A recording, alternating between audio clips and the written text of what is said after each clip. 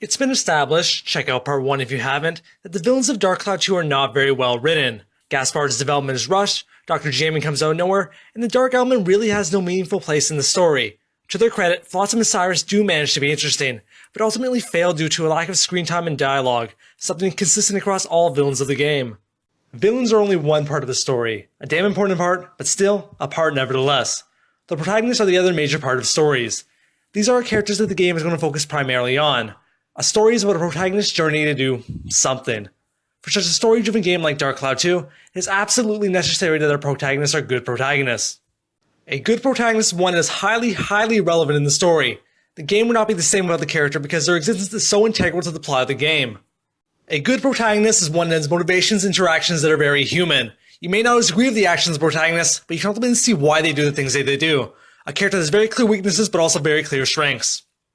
A good protagonist is one that is able to adapt to changes in the story. When confronted with problems, they are the force of change. The character does not rely on others to solve their problems, but is constantly in flux attempting to achieve what they want. The game's protagonists are Max and Monica. The two have very distinct differences between each other, but it's still important to see how the two work as a duo. One of the most glaring aspects of the duo is the disbalance between their power dynamic. Now, I'm not referring to the kinky whips and chains power dynamic, but more so to the importance of the two in relation to one another. The promotional material of the game implies that Max and Monica are to work as a pair. The side-by-side poses of the two is what gives credit to the story being one of a boy and a girl, past and future, on the same mission. The game is not Max's story, but it's not also Monica's story either. Usually, media that has two pairs of characters positions the two in relation to their importance in the story. For example, Fullmetal Alchemist Edward and Alphonse Alec are both important, but Edward is given full center and the story reflects that. Cujo and Victorka both play relevant roles in Gossip, but Victorka is the main attraction of the show and her being the mascot and the main appeal of the shop reflects that too. The idea that Max and Monica are being treated unequally is a statement which is ultimately backed by the game itself. The game starts off with Max alone and ends with Max alone. There are times in the game where Monica is not playable, there are no times in the game where the same can be said for Max. The most damning proof, however, is that Max has the entire narrative structure of the game centered around him. This narrative structure being focused solely on Max is what really harms the development of all the other characters and leads to a less interesting story overall. It's made apparent, from the very beginning of the game, that the events of the game are being told through a letter from Max to his mother. This is what I would consider to be a framing flashback narrative. We are effectively watching the flashbacks of Max from the events of the prologue to the final chapter. This choice of narrative structure was a really weird one. The purpose of framing narrative is to put a figurative frame around the story. A story within this story that allows for new character focuses and a chance to get a better understanding of one aspect of a story. The framing narrative in Dark Cloud 2 literally serves zero purpose. The majority of the game is being told through a flashback. There are very few moments outside this narrative structure. There's the Monica opening scene, the Dear Mother, and the very end. Nothing that hinges on this narrative. This is on my mind and chapter are technically not part of this narrative, but at that point, the majority of the game is over. If there was no purpose to frame the frame, then why have it in the first place? It may seem like an odd quirk, but it has deep consequences on the rest of the game. By limiting the scope of the potential interactions and thoughts of a cast of characters to what only one character sees, you do end up creating a weaker cast of characters. The game is only what Max sees and what he writes to his mother. There is no chance of any perspective other than his. Another issue with this narrative structure that the game decides to use it sometimes, but at other times forget it even exists. Seriously, how is Max able to hear Dr. Jamin and Gaspard on the Death Arc in Chapter 3? There is no human way possible for him to be able to hear the two from where he is standing. If they decide to break the narrative sometimes, then why couldn't they offer additional information on the villains and Monica's eternal thoughts? And, let it be known, there is a reason why they chose this narrative. Not a good one, but a reason nevertheless. The reason why the entire focus is on Max, the most crucial moment of the game is because of this. I'll write you a letter, Mother. I'll put in it everything that happened on our adventure. And I'll hide the letter right here, that it'll reach you even in the future. Mother? All of that for one single aha moment at the very end of the game. Was it worth it, level 5? The narrative being on Max really does hammer the point that this is Max's story. The game likes to remind you of this too, to the point of honest delusion. A boy born of blood from two different eras. He can be the one to save us all. Jesus Christ, they're making him sound like Jesus Christ. All hail the Messiah, Maximilian. It's as if they want to have Max as this demigod who has this big responsibility that he can only fulfill. He's going to sacrifice himself to save the world. This couldn't be further from the case. He just ends up being this incredibly inhuman, boring, and just irrelevant character in the plot. Before I go any further, it's important to state Max's start and purpose in the story. His motivation starts simple enough. He's a young boy who wants to go to the circus. What he does not realize though is he carries a big responsibility with him in the form of his red stone.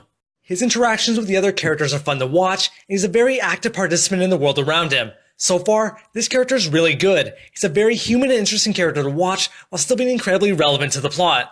In Chapter 1, we learned there's more to Max than we originally thought. Despite what he said to Donnie, Max had other reasons of traveling to the outside world. Through excellent use of flashbacks, the game makes it clear that Max took a big gambit when escaping Palm Breaks to find his mother. Max cannot get any leads from his father, so he has to take the situation into his own hands. It's a desperate action, and it really nails the point that Max is a character who's willing to take big risks in order to get what he wants. Not to mention, the motivation is very realistic and human too. Deeply caring for a loved one is something that the audience can easily understand and empathize with. It may not be the most complicated of motivations, but it's definitely one that is highly relatable and can be read into multiple paths. In one case, Max may find his mother was allied of Emperor Griffin. This would immediately create a conflict in Max's character. Does he choose to defeat Emperor Griffin, or does he reunite with his mother and betray his mission? Perhaps Max finds out his mother was killed by Emperor Griffin. This would be an excellent way to give Max a really deeper purpose in the story. And his extra layer to Max's character would solidify his role in the story, and could even offer a direct foil to Monica in terms of how they react to a lost loved one.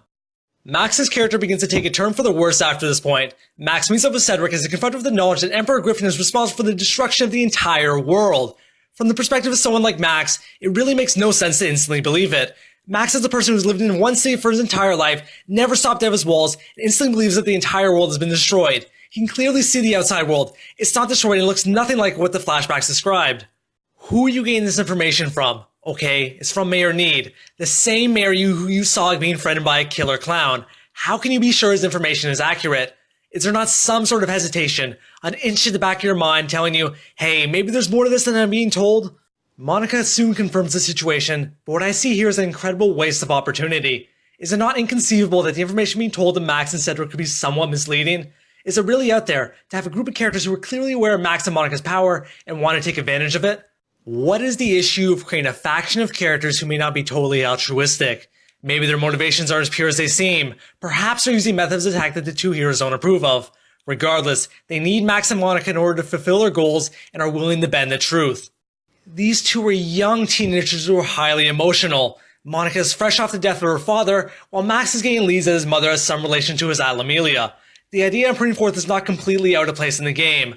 Dark Cloud 2 loves to use a tragic villain trope, a trope that really shows there's a deeper layer to the villains than initially shown. If the villains are not purely evil, then why do the supporting forces have to be necessarily good? This is a bit off topic, but this whole train scene, it always bothered me. What exactly was Cedric's plan? Okay, sure, he says he wants to open Blackstone 1, but why? There's no real plan involved. They're just sort of doing it for no reason. Up to this point, the whole idea of time travel in the universe was not known to these guys. These guys were going on a train to wherever. It was only luck that they found Monica. It's clearly known to them that Emperor Griffin has the capacity to destroy the world at any given moment. It's even said that Emperor Griffin can trace the redstone to the accuracy of his city. He should know that you guys are going on the train. It would be incredibly easy to stop you. From Chapter 2 onwards, Max instantly loses what made him great in the previous chapters. What was once a character brimming to purpose, humanity, and action is reduced to this one-dimensional, lifeless, passive character. It isn't enough to just have Max wanting to defeat Emperor Griffin. What does Max care about the situation? Sure, he doesn't want his world destroyed, it's rational, but it's not interesting. The personal motivation of his mother was much, much more engaging. If you want to keep the Emperor Griffin as the underlying goal, that's okay. The plot needs to move somehow. It's more to do with Max just throwing away his purpose for being in the game. You can want to defeat Emperor Griffin and find your mother at the same time. I thought you wanted to go to the outside world to find your mother. Why aren't you asking people in the outside world where your mother is? He never tells anyone he finds his reasons for even going on this adventure. He never tells Monica, the person who he's traveling with, why he's traveling in the first place. With the amount of time that these two spend together, it would be reasonable to assume that they would talk to each other about their motivations and goals. And that leads to my second point. Max is so lifeless. You're confronted with this crazy world around you. I'm sure there are questions, and right next to you, you have this wellspring of knowledge. She knows everything that happens in the future, and you don't seem to care. This would be a great way to actually develop the relationship between the two. Include more scenes where the two just talk to each other like friends would. It doesn't even have to be about the game itself. Like real people, just talk about your lives, your reasons for doing what you do, your goals. And I find it incredibly hard to believe that Max had never once said a single thing about his mother to Monica. Everything he sees reminds him of his mother. How has he not told Monica of this? And when Monica states that she knew that Max was Elena's son, That's right. Max is Elena's son. is there not any sort of distaste for Max? This guy's mother's the leader of the rebel army, and you never mentioned it once to him. You can't take these characters seriously. And really, he's just boring to watch. He never once questions the path that they're on. It's incredibly hard to believe that someone like Max, willing to leave his entire life behind for a small chance to find his mother, is completely content with the setting put forth. Emperor Griffin destroyed the entire world. No questions about it. My dad is not saying where the mom is. That's not okay. Max does find out where his mother is in Chapter 4. It turns out that his mother is working with the rebels in order to defeat Emperor Griffin. What a letdown. This is the option with the least amount of drama. For the last 3 chapters, Max didn't really have a good purpose for being in the story. He was reduced to sort of an onlooker role to the world around him. This was the chance to really give him that necessary kick he needed to become a great protagonist. Otherwise, he ends up feeling like he doesn't belong. And really, he doesn't belong. With an epic quest to defeat the all-powerful Emperor Griffin, Max is incredibly out of place in the conflict. Max and his mother eventually meet in Chapter 5, and it's a very rare instance of character development. Max finally breaks out his robotic shell and asks a very human question. You come back? Back to our time? Why can't you come back home? The moment is very touching due to the fact that we were given plenty of insight as to how much Max misses his mother. What Max says to his mother is 100% true. She traveled back in time, had sex, and popped out Max. Did she have any concern to how her situation would adversely affect Max or even her husband? But when we get this whiny reaction from Max, it feels incredibly out of place. When human beings are told information like my mother is from the future, they are going to think about it. We were told this information a chapter ago. We never got any insight as to how Max was feeling about the situation. It's obvious that he has bottled up feelings. Judging the character from Chapter 4 to 5, you would expect he has no problems with the situation. Why would we think otherwise? The writers wanted an opportunity to give Max an extra dose of character development, but did not include any of the aspects that really humanize the situation. You end up getting a scene that feels incredibly out of place for the character. But believe me, after this point, the game doesn't even bother developing Max's character. He goes back in time, fights Cyrus, collects the 4 stones, and defeats Emperor Griffin in the Dark Element. There was nothing more than that. This big reveal that we just saw is never mentioned by anyone ever again. When Max and his mother see each other at the very end, they act like that moment never even happened. Max completely fails as the main protagonist. The character serves no purpose in the story. In a quest to defeat Emperor Griffin, Max really doesn't belong in the conflict. It's not enough to have Max wanting to defeat the big bad guy. There's nothing that makes Max stand out. You could literally replace Max with any character in the story and nothing would change. The dynamic with his mother would be gone, but really, it's incredibly underdeveloped conflict and not used to its full potential. The character doesn't feel like an active protagonist. He just sits there and things happen to him. His actions are completely unrealistic for a character based on a human.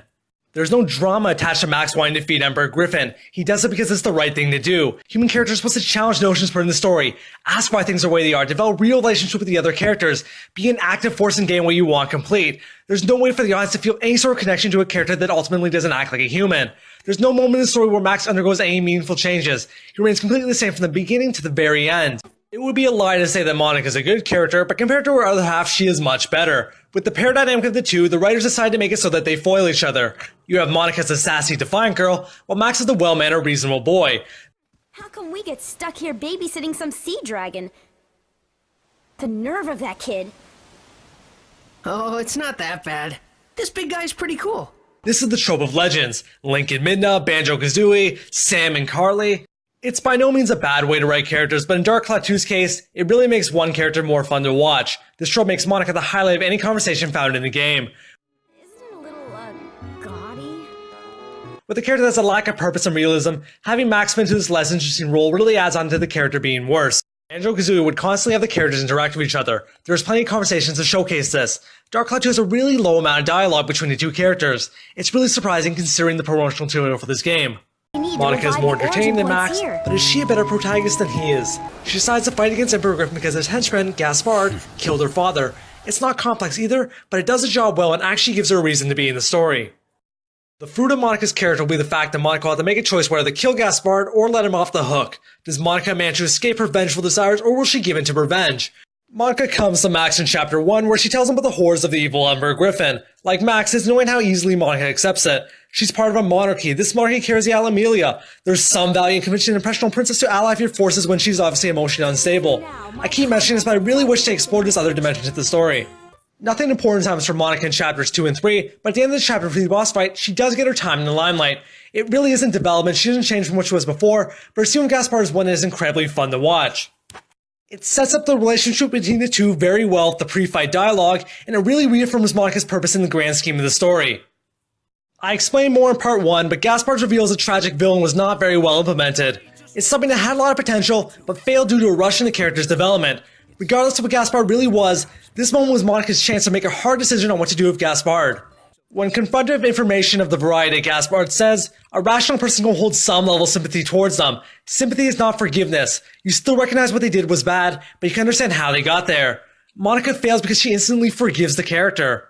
There's never a moment where Monica actually questions the situation that she's in. She hears Gaspard's sad story and instantly decides to forgive him. We couldn't get a scene where Monica just reveals her thoughts about this. Even just a monologue would be nice. Something like Mustang versus Envy in Brotherhood. It's supposed to be a difficult choice. He killed your dad. He just tried to kill your friend. No matter your decision, you're going to leave unsatisfied. Did I make the right choice? High quality level 5 games does not understand how humans behave. After this, she doesn't do anything special. She's the same as Max in this respect. She just moves on without any sort of mention with the previous conflict with Gaspard. With this conflict wrapped up, she doesn't really have a purpose in the story either. She wants to defeat Emperor Griffin, but like Max, it's just lame and uninteresting.